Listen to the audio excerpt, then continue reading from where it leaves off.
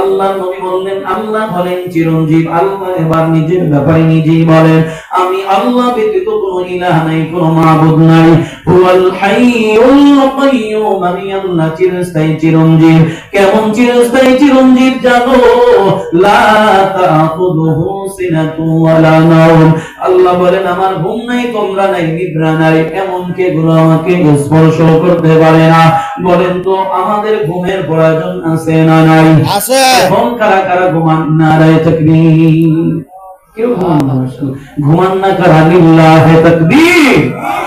ঘুমান না কারা কারা? সজাগ আছেন কারা কারা? হাত তুলেন। নারায়ে তাকবীর। আল্লাহ ডাক দিয়া কয়, দুনিয়ার মানুষ, আমি আল্লাহ একটা মুহূর্তের জন্য তোমরা দেই না, একটা মুহূর্তের জন্য নিদ্রাও দেই না।